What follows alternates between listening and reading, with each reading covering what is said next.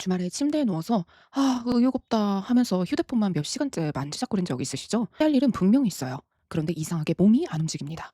조금만 쉬었다가 해야지 하고 휴대폰을 집어들었는데 정신 차려보면 1시간, 2시간이 훌쩍 지나 있어요. 더 이상한 건 그 다음이었어요. 몇 시간을 쉬었으면 좀 개운해야 되잖아요. 근데 오히려 몸은 더 무겁고 머리는 멍하고 해야 할 일은 하나도 못했으니까 스스로가 너무 한심하게 느껴지는 거예요. 나는 왜 이렇게 게으르지? 왜 이렇게 의지가 없지? 남들은 퇴근하고도 다 할 일 한다는데 나는 왜 이것도 못하지? 오늘은 여러분들한테 뭘 더 하라고 말씀드리지 않을 거예요. 오히려 딱 하나를 끊으라고 말씀드릴 겁니다. 그런데 그게 단순히 휴대폰을 끊으세요 이런 얘기가 아니에요. 제가 생각하는 진짜 문제는 따로 있어요. 게으른 사람이 가장 먼저 끊어야 되는 건 하기 싫은 감정이 올라오는 순간 바로 다른 자극으로 나를 달래는 습관입니다. 빠르게 확인해 볼게요. 최근에 계속 미루고 있는 중요한 일 하나를 떠올려 보세요. 공부여도 좋고 운동이어도 좋고 사업이어도 좋고 나만의 일이어도 좋고 컨텐츠를 올리는 일이든 누군가한테 뭐 제안을 하는 일이든 상관없어요. 자, 그 일을 안 해도 되는 날에도 하루 종일 아무것도 하기 싫은가요? 그 일을 해야겠다고 생각하는 순간 갑자기 휴대폰이 보고 싶고 유튜브가 보고 싶고 딴짓이 하고 싶어지나요? 두 번째라면 저는 그걸 단순한 게으름이라고 보지 않습니다. 여기서부터 관점을 바꿔야 돼요. 해야 할 행동 앞에서 생기는 귀찮음, 불안, 막막함, 부담감, 에 대한 두려움, 그 불편한 감정이 올라오는 순간마다 우리가 너무 빨리 다른 자극으로 도망가고 있는 걸 수도 있습니다. 휴대폰은 그중 가장 흔한 도구일 뿐인 거고요. 누군가는 쇼폼을 보고 누군가는 유튜브를 보고 누군가는 쇼핑을 합니다. 그런데 더 교묘한 것도 있어요. 책을 한 권 더 사고요. 강의를 하나 더 결제해요. 관련 자료를 더 찾아봐요. 계획을 처음부터 다시 세워. 겉으로 보면 이거 자기 계발이에요. 되게 열심히 사는 것처럼 보입니다. 근데 정작 해야 할 행동은 계속 안 하고 있다면 그 자기 계발조차도 실행을 피하기 위한 도피가 될 수 있어요. 이게 제가 실행력을 볼 때 굉장히 중요하게 보는 기준이에요. 이 사람이 얼마나 열심히 사느냐 이것보다 할 행동 앞에서 불편함이 생겼을 때 이 사람은 무엇을 하는가? 저는 이걸 먼저 관찰하는데요. 그 말을 들으면 바로 믿지를 않아요. 정말 이 사람이 게으른 건지, 에너지가 고갈된 건지, 실패가 두려운 건지, 잘해야 한다는 압박 때문에 시작을 못 하는 건지, 아니면 하기 싫은 감정이 올라올 때마다 휴대폰이나 다른 자극으로 즉시 도망가고 있는 건지 이걸 먼저 보는데요. 원인이 다른데 처방이 똑같을 수 없으니까요. 그리고 여기서 우리가 또 하나 구분해야 되는 게 있습니다. 바로 휴식과 도피인데요. 저는 이걸 회복성 휴식과 도피성 휴식이라고 이렇게 구분해서 봐요. 둘 다 겉으로는 똑같이 쉬는 것처럼 보이거든요. 침대에 누워 있고 아무 일도 안 하고 있으니까요. 그런데 판단하는 기준은 간단합니다. 저는 뭘 하면서 쉬었는지를 보지 않아요. 그 행동을 하고 난 뒤 다시 움직일 힘이 생겼는가 이걸 보는데요. 산책을 하고 나서 다시 뭔가 해버림이 생겼다면 그건 휴식이야. 잠깐 눈을 붙이고 나서 몸이 회복됐다면 그것도 휴식입니다. 그런데 쇼폼을 2시간 보고 난 후에 더 멍하고 더 피곤하고 더 아무것도 하기 싫어졌다면 몸은 쉬고 있을지 몰라도 실행할 힘은 회복되지 않은 겁니다. 저는 이걸 도피성 휴식에 가깝다고 봐요. 이게 반복되면 어떻게 될까요? 내가 실행을 못하는 이유를 완전히 잘못 진단하게 됩니다. 나는 원래 의지가 약해. 나는 원래 게을러. 나는 꾸준하지 못한 사람이야. 그런데 사실은 게으름의 문제가 아닐 수도 있습니다. 불편함을 견디는 시간이 너무 짧아진 걸 수도 있어요.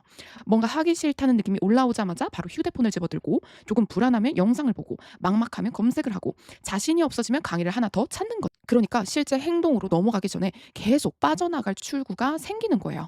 생각해 보세요. 컨텐츠를 올리려고 하는데 갑자기 유튜브를 봐요. 사업을 시작해야 하는데 강의를 하나 더 들어요. 운동을 해야 되는데 운동법을 검색합니다. 전자책을 써야 되는데 전자책 잘 쓰는 법 영상을 또 봐요. 이게 완전히 아무것도 안 하는 건 아니잖아요. 나는 뭔가를 하고 있어. 배우고 있고 찾아보고 있고 계획하고 있고 준비하고 있고. 그런데 하루가 끝나면 내 삶을 무언가 앞으로 성장시킨 진전시킨 그런 결정적인 행동은 하나도 없는 거죠. 저는 이걸 굉장히 조심해야 된다고 생각하는데요. 왜냐하면 실행력이 부족한 사람 중에 아무것도 안 하는 사람이 아니라 실행을 제외한 모든 것을 굉장히 열심히 하는 사람이 정말 많기 때문입니다. 그리고 이런 사람들은 자기 자신을 더 심하게 몰아붙여요.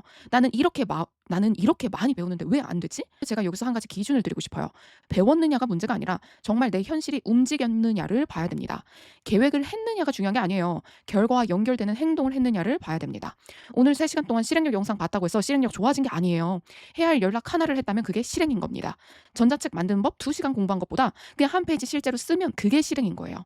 유튜브 알고리즘 공부하는 것보다 영상 하나 올렸다면 그게 실행인 겁니다. 그래서 오늘부터 딱 한 가지를 해보세요.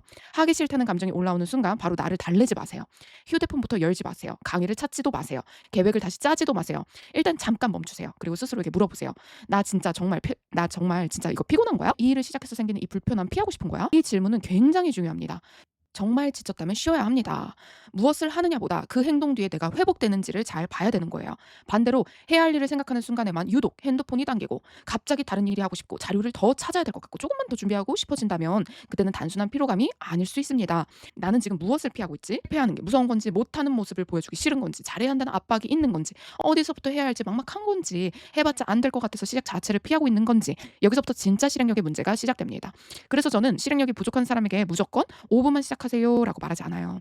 5분 시작이 필요한 사람도 있고 그런데 원인이 다르면 그것조차 안 먹혀요. 완벽주의 때문에 멈추는 사람 에너지가 없어서 멈추는 사람 실패가 두려워서 멈추는 사람 하기 싫은 감정을 자극으로 계속 덮는 사람에게 똑같이 작게 시작하세요. 의지 가지세요. 루틴 만드세요. 보세요. 이거 진짜 의미가 없습니다. 오히려 계속 실패하면서 이 방법도 안 되네. 역시 난 안 되는 사람이네라는 생각만 더 강해질 수 있어요. 그래서 저는 실행력을 단순히 많이 움직이는 능력이라고 생각하지 않습니다. 실행력은 내가 왜 멈췄는지를 알아차리고 거기에서 다시 행동으로 돌아오는 힘에 더 가깝습니다. 그래서 오늘 영상에서 여러분들이 딱 하나만 기억하셨으면 좋겠어요. 게으름을 없애려고 하지 마세요. 먼저 나는 무엇으로 어떤 행동으로 계속 피하고 있는가 이걸 찾으세요. 특히 여러분이 방법은 이미 너무 많이 알고 있고 강의도 너무 많이 들었어. 책도 많이 읽었고 계획도 누구보다 많이 세워봤는데 돈 되는 행동, 세상이 나를 보여주는 행동, 누군가의 평가를 받을 수 있는 행동, 실제로 결과를 만들어야 하는 행동 앞에서만 계속 멈춘다면요. 저는 더 이상 정보 부족의 문제라고 보지 않습니다. 그리고 단순히 게으른 것도 아니에요. 사람은 아무 이유 없이 매번 똑같은 자리에서 멈추지 않거든요. 유독 시작 직전에서 멈추거나 거의 다 해놓고 공개를 못하거나 배울 때는 정말 열심히 하는데 실제로 내가 뭔가를 팔아야 되고 실제로 내가 팔아야 할 때 멈추거나 몇 주는 참 잘하다가도 몇 주는 참 잘하다가도 늘 비슷한 지점에서 무너진다면 거기는 반복되는 나만의 패턴이 있습니다.